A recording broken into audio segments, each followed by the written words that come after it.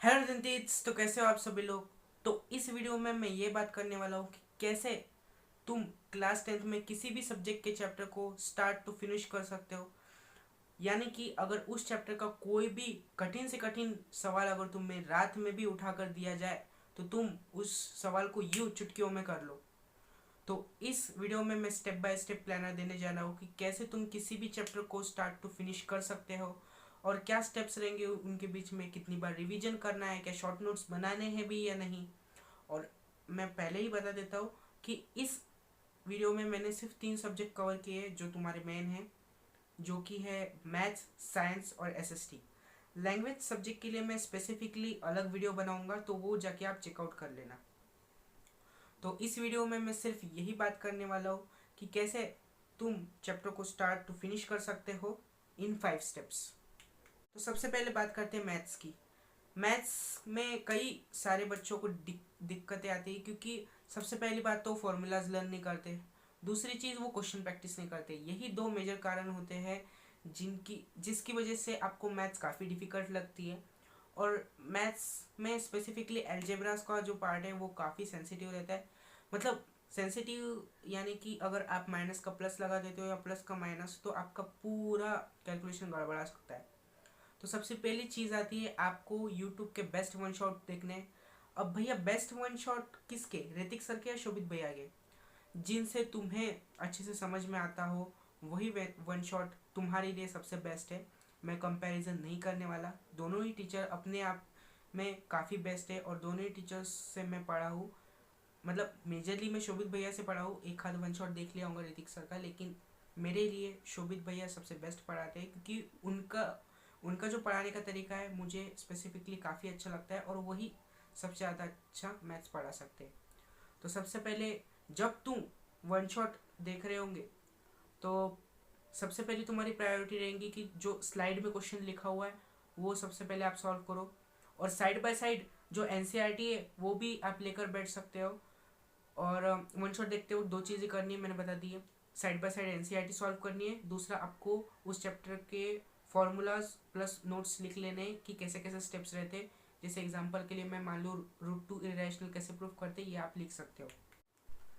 Step 2 आता है आपने NCERT side by side solve कर ली, जो वन शॉट के स्लाइड्स के क्वेश्चन थे वो भी सॉल्व कर लिए, इंपॉर्टेंट फार्मूलाज लिख लिए, नोट्स लिख लिए, स्टेप बाय स्टेप क्वेश्चन को कैसे सॉल्व कर दिए ये सीख लिया। स्टेप 1 में आपने पूरा कंसेप्ट मास्टर किया हुआ है, आपको हर एक चीज़ उस चैप्टर के बारे में पता है कि इस चैप्टर में टोटल कितने फार्मूलाज है। स्टेप 2 में आप सॉल्व करेंगे पीवाईक्यूज। पीवाईक्यूज 10 साल के लेकर नहीं बैठना है, सिर्फ 2-3 मेजरली प्रीवियस ईयर के करना है। वैसे तो वन शॉट में पीवाईक्यूज कवर हो जाते हैं, लेकिन एक हाथ दो जो छूट गए हैं वो 2-3 साल के पीवाईक्यूज आप जैसे ही चैप्टर को आप ख़त्म कर लेंगे, एनसीईआरटी भी ख़त्म कर लेंगे, तब आपको पीवाईक्यूज उठाने हैं। और ऐसे नहीं कि 10 साल के उठा लो, सिर्फ 2-3 साल के आपके लिए इनफ है 90% लाने के लिए। तीसरे स्टेप में आप कोई भी रेफरेंस बुक उठा सकते हो, जैसे कि R D Sharma, R S Agarwal, यही 2 मेजर बुक्स रिकमेंडेड है मैथ्स के लिए। लेकिन अगर आप पिछला बोर्ड एग्ज़ाम का अगर ट्रेंड फॉलो कर रहे हो तो काफ़ी सारे ऐसे क्वेश्चंस भी है जो ओसवाल पब्लिकेशंस ने पहले ही बता दिए थे कि इनके आने की प्रोबेबिलिटी ज़्यादा है। तो मैं यही रिकमेंड करूँगा मैथ्स के लिए कि आर डी शर्मा और ओसवाल 2 मेजर बुक्स और पब्लिकेशन है, आप उनको फॉलो कर सकते हो। वैसे रेफरेंस बुक का इतना काम नहीं पड़ता है अगर आप कोई भी बैच में एनरोल्ड हो, जैसे उड़ान या फिर आरम। लेकिन अगर आप सेल्फ स्टडी के माध्यम से 90% लाना चाहते हो तो आपके लिए रेफरेंस बुक इनफ रहेंगी और प्लस पीवाईक्यूज। चौथी चीज़ अपना रिवीजन टारगेट रहेगा। जितना भी आपने हफ्ते भर में पढ़ा हो या महीने भर में पढ़ा हो, प्लीज़ उस चैप्टर को एक बार वीकेंड में या संडे को बैठ कर रिवाइज कर लो। कोई भी नया चैप्टर मत उठाओ, सिर्फ देखो कि कौन सा फॉर्मूला था। और मैं मेजरली अपने वीडियोस में यही बात दोहराते आ रहा हूँ कि जो आप सिली मिस्टेक करते हो ना, उसके लिए स्पेसिफिकली एक एरर नोटबुक बना लीजिए, जिसमें आपने जो भी सिली मिस्टेक्स की होंगी या मेजर मिस्टेक्स जो आप बार बार हर क्वेश्चन में रिपीट करते आ रहे हो कि मैंने ये माइनस का साइन क्यों लगाया, वो रेड पेन से अपने मिस्टेक नोटबुक में मार्क कर लो और वो हर वीकेंड या संडे को रिवाइज करते रहो। और और एक मेजर चीज़ बता देता हूँ कि चैप्टर तभी ख़त्म होता है जब आप उसे एक ब्लैंक पेपर पर उतार पाओ। जैसे कि अगर रियल नंबर्स के सारे एलसीएम या एचसीएफ के फॉर्मूले अगर आप एक ब्लैंक पेज पर उतार पा रहे हो, तो ये मैं मान के चलूँगा कि वो चैप्टर आपको 80 to 90% क्लियर है। बाकी 10% क्लियर तब होगा जब आप उस चैप्टर के सारे कॉम्पिटेंसी बेस्ड क्वेश्चन सॉल्व कर पा रहे हो, और कैलकुलेटिव क्वेश्चन अगर सॉल्व कर पा रहे हो तो वो चैप्टर आपको 98% क्लियर हो चुका है। पांचवी और सबसे इम्पोर्टेंट चीज़ आती है शॉर्ट नोट्स। किसी भी चैप्टर को क्लोज करते वक्त आपको ये ज़रूर ध्यान रखना है कि उस चैप्टर के शॉर्ट नोट्स आपने पहले ही बना लिए हो, क्योंकि अगर आपकी प्री बोर्ड्स में कोई ऐसा, समझ लो मैंने ट्रिग्नोमेट्री पिछले हफ्ते ख़त्म कर लिया, उसके शॉर्ट नोट्स भी बना लिए, sine square theta plus cos square theta 1, ये सारी जो इंपॉर्टेंट कैलकुलेशन और आइडेंटिटीज़ है मैंने लिख ली है मेरे शॉर्ट नोट्स में। अगर कोई क्वेश्चन ट्रिग्नोमेट्री का आता है जो मतलब मेरे एग्जाम में आता है और वो मुझसे अगर सॉल्व नहीं हो पा रहा, तो मैं अपने शॉर्ट नोट्स को रिव्यू करूँगा और पीवाईक्यूज उठाऊंगा। पीवाईक्यूज उठाने के बाद उनको सॉल्व करूँगा, रेफरेंस बुक्स को सॉल्व करूँगा, फिर उस क्वेश्चन को सॉल्व करने की कोशिश करूँगा। ये सारे स्टेप्स के बाद वो क्वेश्चन तो डेफिनेटली सॉल्व हो ही जाएगा। अगर ना हो तो आप फिर से वही स्टेप्स फॉलो कर सकते हैं, वन शॉट देखा एनसीईआरटी।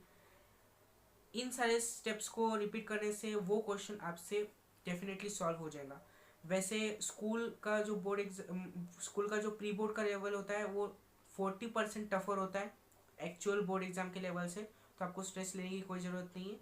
आपके टीचर को वो डाउट पूछ लेना, वो आराम से आपको समझा देंगे। ये सारी चीज़ें तो होंगी मैथ्स के लिए। अब साइंस के लिए क्या स्ट्रेटजीज रहेंगी?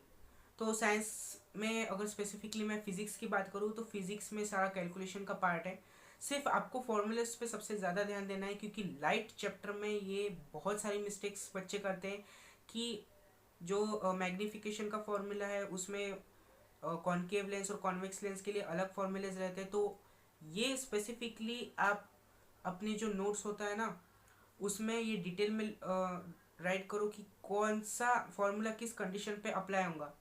और हाँ, फॉर्मूलेज लिखते समय उसका एक एग्जाम्पल ज़रूर लिखिए, क्योंकि जब आप उन नोट्स को रिव्यू करेंगे या पलटा के वापस देखोगे तो आपको कन्फ्यूजन होगी कि ये फॉर्मूला कहाँ लगना था। तो एक एग्जाम्पल ज़रूर लिखना कि ये कहाँ पे अप्लाई हो रहा है, कैसे इसके स्टेप्स रहेंगे और क्या क्या प्रोसीजर्स रहेंगे। कि मैं फिजिक्स में लाइट चैप्टर के अगर एग्जांपल ले लो, लाइट चैप्टर में ये मैग्नीफिकेशन का फॉर्मूला कहाँ लगेगा, ये एग्जांपल में आप अपने नोट्स कॉपी में उतार सकते हो। केमिस्ट्री की बात करूँ तो सारा गेम रिएक्शंस पे है। मैंने लास्ट टाइम पर सिर्फ रिएक्शंस रटी थी और मेरा काफ़ी हद तक काम हो गया था केमिस्ट्री में। तो केमिस्ट्री में इतना लोड लेने की ज़रूरत नहीं है। सिर्फ मतलब आपके जो इम्पोर्टेंट रिएक्शंस है वो देख लो और प्रशांत भैया का लेक्चर देख लो, क्योंकि वो जिस तरीके से केमिस्ट्री पढ़ाते हैं ना भाई, मुझे तो आज तक उनका वो जो रिएक्टिविटी सीरीज़ है याद रह गई है। कटरीना ने कार मांगी, ऑल्टो जेन फरारी, फिर भी हाई क्यों मिली, सिल्वर ऑडी, ये मुझे आज तक याद है क्योंकि उन्होंने उस तरीके से पढ़ाया था, इसीलिए। और बायोलॉजी में सिर्फ आपको प्रोसीजर्स ध्यान रखने की कैसे ये स्टेप्स सब हुए हैं, और मतलब बायोलॉजी में पूरा रटने का गेम है। बस आपको ये तरीका पता होना चाहिए कि कैसे रटे। और ज़्यादा से ज़्यादा ना बायोलॉजी में स्टिकी नोट्स बनाओ, अपनी दीवार पर चिपका दो। और शॉर्ट नोट्स की कॉपी भी बना सकते हो, क्योंकि बायोलॉजी में पूरा रटने का ही पार्ट है। मेरी खुद की बायोलॉजी वीक थी तो इसीलिए मैं बायोलॉजी की इतनी बात नहीं कर रहा हूँ, और मेरी अभी तक बायोलॉजी काफ़ी वीक है। लेकिन मैंने जनरली बायोलॉजी में ये देखा है कि अगर कोई टीचर आपको अच्छे से समझा पा रहा है तो वो चीज़ें आपको मतलब आपके पूरे लाइफ टाइम याद रहेंगी बायोलॉजी के बारे में। वैसे बच्चों को बायोलॉजी में सेक्सुअल रिप्रोडक्शन के अलावा कुछ नहीं पता रहता, ये मेरा पर्सनल एक्सपीरियंस है। तो बायोलॉजी का बस आपको ये करना है कि रटने पे फोकस करना है, और स्पेसिफिकली कॉन्सेप्ट वाइज अगर आप बायोलॉजी को रटोगे, लिख लिख के देखोगे। और हाँ, बायोलॉजी में ना अगर आपको ज़्यादा नंबर स्कोर करने हैं तो आपको डायग्राम्स निकालते आना चाहिए। वैसे डायग्राम बेस्ड क्वेश्चन आजकल कम पूछते हैं, लेकिन अगर ऐसे 2-3 क्वेश्चन हर साल आ ही जाते हैं बोर्ड एग्जाम में जो डायग्राम बेस्ड रहते हैं और उनमें डायग्राम बनाना मतलब कंपलसरी हो जाता है, तो तो डायग्राम की प्रैक्टिस 1-2 बार आप कर सकते हो, ज़्यादा बार नहीं करना है, क्योंकि आजकल सीबीएसई वो क्वेश्चंस नहीं पूछता है। ये तो था साइंस का पार्ट। अब चलते हैं अपने वो सब्जेक्ट पे जिस पे तो पूरा रटन ही बेस्ड है भाई। बादशाह ने ये क्या किया और शाहजहां ने ताजमहल क्यों बनाया, भाई हम क्यों देखे, लेकिन सिलेबस में दिया है क्लास 10 के तो पढ़ना तो पड़ेगा ही। तो S God of SST Digraj sir, सिर्फ इनके वन शॉट आप देख लोगे ना भाई, चुम्मेश्वरी, क्या वन शॉट्स हैं इनके। मतलब इनका तो स्पेसिफिकली जो रैपिड रिवीजन की सीरीज़ है ना, मुझे बहुत अच्छी लगती है। क्योंकि एक बार क्या हुआ था ना, मैं बोर्ड एग्जाम का इंसिडेंट बताता हूँ। मुझे याद नहीं आ रहा था कि बाजरा स्पेसिफिकली कहाँ मेजरली ग्रो होता है। तो दिगराज सर ने अपने वन शॉट में एक गाना बोला था, बाजरे का सिट्टा। उससे मुझे ये तुरंत क्लिक हुआ कि बाजरा सबसे ज़्यादा राजस्थान में ग्रो होता है। तो ऐसे फनी वे में दिगराज सर हमारे SST पढ़ाते हैं, तो आप उनके ही वन शॉट देखना, और मैं गारंटी लेता हूँ कि आपको 80 to 90% थ्योरी तो आ ही जाएंगी। तो बाकी 10-20% को पक्का करने के लिए आपको सबसे पहले जो डेट्स होती है ना, वो याद कर लेनी है। और आपको एक प्रो टिप देता हूँ, अगर आपको डेट्स नहीं याद आ रही है तो आप पार्शियल डेट्स भी लिख सकते हैं, जैसे अर्ली 70s, अर्ली 90s। इससे आपके मार्क्स नहीं कटते। अगर कटेंगे भी तो ज़्यादा से ज़्यादा आधा मार्क्स ही कटेंगे, ज़्यादा मार्क्स नहीं कटेंगे। और SST में ना ज़्यादा से ज़्यादा आप PYQ सॉल्व करो। अगर मैं इकोनॉमिक्स की बात करूँ तो उधर इकोनॉमिक्स सब्जेक्ट में काफ़ी कंपेटेंसी बेस्ड क्वेश्चन पूछ रहे हैं आजकल। और पिछले साल एक क्वेश्चन आया था चेक बेस्ड, मतलब चेक का एक फ़ोटो दिया था और इधर पूछा था कि मतलब ऐसा डब्बा दिया था और पूछा था कि इस सेक्शन में क्या आता है, मतलब कौन सा कोड आता है। मतलब जो चेक होता है ना, उसके काफ़ी सारे पार्ट होते हैं कि इस सेक्शन में नाम आएगा, इस सेक्शन में अमाउंट आएंगी। तो ऐसे कई सारे डायग्राम्स मैंने अपने नोट्स में बनाए हैं, और मेरे नोट्स ना भाई इतने बेहतरीन थे, इसीलिए मैंने SST में अच्छे मार्क्स स्कोर किए थे। तो मेरे नोट्स में अगली वीडियो में आपको बता दूंगा, मेरे नोट्स काफ़ी अच्छे थे। आप अगर मेरे नोट्स देखोगे तो आप तो मेरे नोट्स की दीवानी ही हो जाएंगे, क्योंकि मैं इतना अच्छा लिखता था ना कि बाजू वाले को भी समझ में आए कि मैंने क्या लिखा है।